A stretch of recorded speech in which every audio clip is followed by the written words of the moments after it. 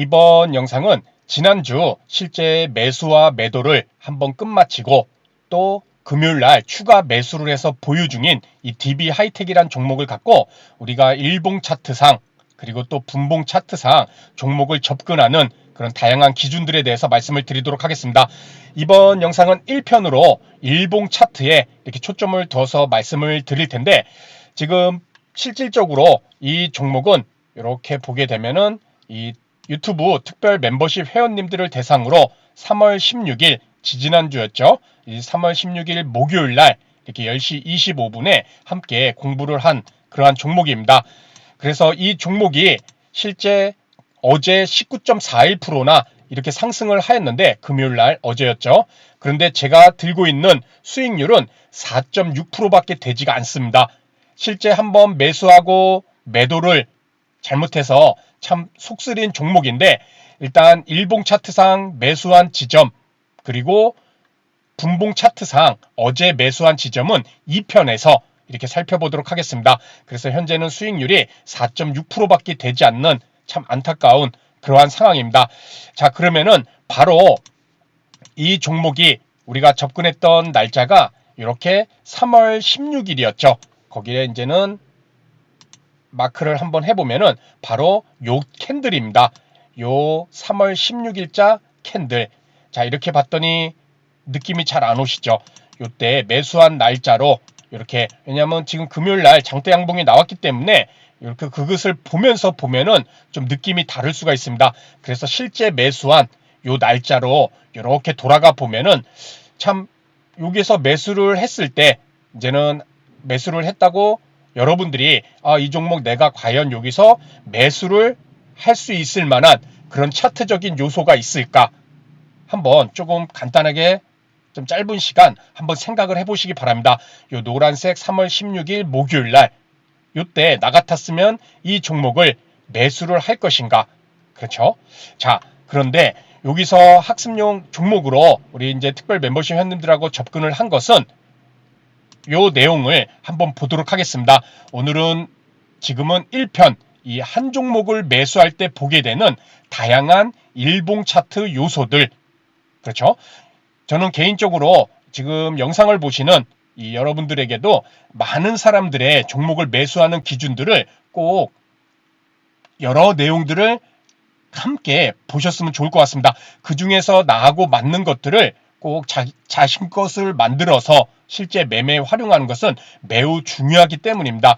자, 그래서 이 DB 하이텍이라는 한 종목을 매수할 때 보게 되는 다양한 일봉 차트의 어떤 부분을 고려해서 이 자리에서 이제 매수를 하게 되었는가. 첫 번째, 현재 일정한 차트 추세에서 움직이고 있는 종목이 추세 라인을 벗어나는 지점은 새로운 매매 전환점이 된다. 그렇죠? 그래서 하락 추세 라인을 벗어나게 되면 매수 관점이 될 것이고, 상승 추세 라인을 벗어나면 매도 관점이 될 수가 있다는 것이죠. 자, DB 하이텍도 우리가 이제는 요거를 좀 차트를 줄여볼까요? 요렇게 이제 차트, 일봉 차트를 요렇게 줄여보게 되면은 좀 상당히 줄었죠. 그렇죠? 지금 85,400원이라는 작년 1월 4일 날 85,400원이라는 최고점, 역사적 신고가를 찍고 주가가 그대로 계속 이렇게 하락이 나오는 그러한 모습을 보여주고 있습니다. 제가 여기 라인을 하나 이렇게 쭉 그려놨는데, 어떻게 보면 이런 고점대 라인을, 그렇죠, 돌파를 하지 못하는 그러한 모습이 나오다가 이제 최근에 이렇게 돌파를 하였죠. 일봉 차트고, 이게 조금 보기 짧으시면은 주봉 차트를 한번 보도록 하겠습니다. DB 하이텍의 주봉 차트인데, 주봉 차트 작년 1월 10일이죠. 85,400원을 고점을, 역사적 고점을 찍고 최고가라는 것이죠. 이 종목이 상장하고 나서, 그리고 나서 이제 라인대를 이렇게 그려보게 되면 요 고점대 라인을 이제 한번 돌파가 나왔던 그러한 모습이죠. 다시 일봉 차트로 이렇게 돌아가게 되면은 차트를 다시 키워보겠습니다. 그래서 이러한 추세 라인을 한번 1년 동안에 이어진 하락 추세, 이런 상단 라인을 돌파를 시도를 하고 성공을 한번 1차적으로 나왔다라는 점이죠. 그렇죠. 이 라인대에서. 그래서 다시 차트를 좀 키워보겠습니다. 이렇게 보게 되면은 이렇게 요 라인을 저항이 됐었는데 여기서 한번 돌파가 나왔다는 것이죠. 그렇죠.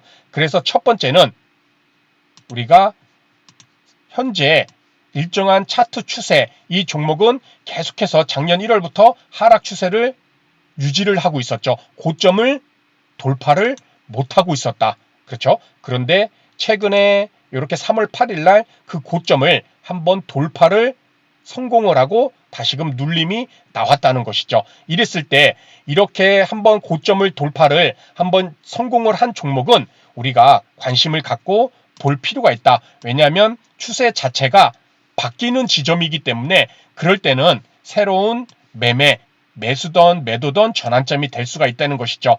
이것은 하락하는 상단 고점 라인을 돌파를 해서 관심을 갖고 요 자리에서 이제는 매수를 진행을 했다는 것이죠. 자, 그것이 이 종목을 접근했던 첫 번째 이유 중 이 자리에서 매수했던 이유 중에 하나고, 자, 두 번째는 장기간 역배열 또는 횡보 구간에서 우리 방금 봤죠. 장기간 1년 동안에 쭉 우하향 하락 추세를 이어갔는데 장기간 역배열과 횡보 구간에서 그 전과 다른 대량의 거래량이 터지면서 장대 양봉을 세웠다면 이젠 새로운 매수 세력의 유입으로 손바뀜이 일어난 것인 것으로 우리가 보고 관심을 갖고 지켜봐야 된다는 것입니다.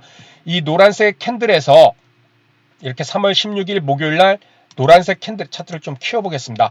노란색 캔들에서 매수를 하였는데 이렇게 장대 양봉 이렇게 해볼게요. 요래야 좀 현실감이 있잖아요. 그렇죠? 자, 그런데 이 노란색 캔들에서 이날 3월 16일 날 매수를 했는데 중요한 것은 그 이전에 이 장대 양봉의 거래량 900만 주. 그렇죠? 900만 주면은 5만 원만으로도 쳐도 거의 4,500억이라는 이러한 장대 거래량을 세우면서 장대 양봉을 만들었죠. 자, 손바뀜이 바닥권에서 대량 거래가 터지고 장대 양봉을 세운다. 그것은 우리가 바로 봤을 때 방금 말씀드린 이런 부분, 그렇죠? 새로운 매수 세력의 유입으로 손바뀜이 일어난 것으로 우리가 볼 수 있는 이 장대 거래량과 장대 양봉으로 이제는 판단을 해볼 수가 있다는 것입니다. 자, 그렇게 이러한 새로운 변화가 손바뀜이 만들어졌다는 그러한 신호 또한 이 종목을 접근했던 하나의 이유가 또다시 될 수가 있을 것입니다. 자, 이제는 세 번째, 대량의 거래량이 터진 이후 단기 이평선인 5일 이평선, 10일 이평선 이런 단기 이평선들과 벌어진 이격을 줄이는 조정이 나올 시 이제 중요한 것이 거래량이 감소하는 모습이 중요하다. 장대 양봉이 터지고 나면은 필연적으로 5일 이평선, 20일 이평선, 10일 이평선 이격이 많이 벌어지죠.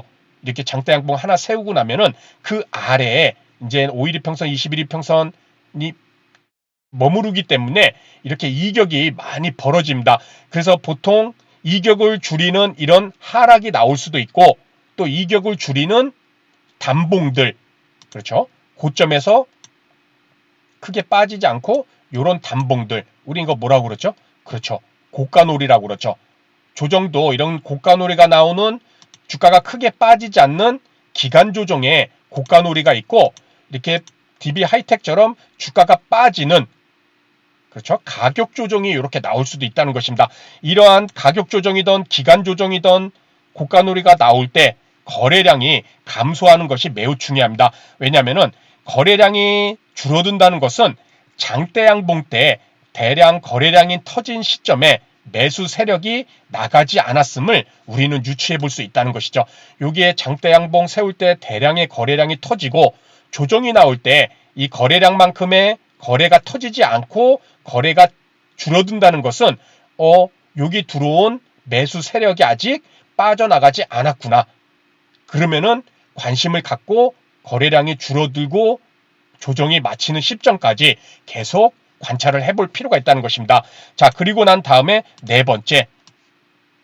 이젠 이평선들과 이격을 줄이는, 방금 말씀드린 3번에 이격을 줄이는 이런 조정이 줄이는 시점인 하락 시 매수가 아닌 하락을 마치고, 중요한 것은 하락을 마치고 단기 바닥을 만들고 상승 시 5일 이평선 돌파 또는 21이평선 돌파 또는 그러한 돌파를 하고 난 다음에 재차 눌림목이 나왔을 때 공략을 해야 된다는 것이죠. 떨어지는 중에 매수를 해서는 안 된다는 것입니다. 왜냐하면은 장대 양봉, 거래량 터진 장대 양봉이 터진다고 해서 무조건 이 종목이 이제 손바뀜이 나와서 100% 상승할 거다, 이렇게 생각해서는 안 된다는 것이죠.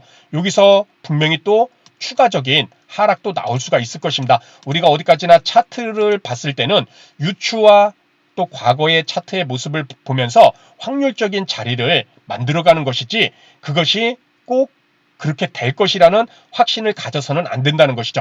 그래서 단기 저점을 만들고 더 이상 주가가 밀리지 않는 모습을 보고 이평선상 이렇게 5일 이평선을 돌파를 하든지 또는 21이평선을 돌파 또는 눌림목이 나오는 상승을 보고, 하락이 아닌, 그렇죠, 하락 시 매수가 아닌 하락을 마치고 상승 시 이런 이평선을 돌파를 했을 때, 여기서 이제 저도 이 종목 방금 말씀드린 이 네 가지 일봉 차트의 조건을 고려를 해서 학습용 종목으로 여기서 말씀을 드렸습니다.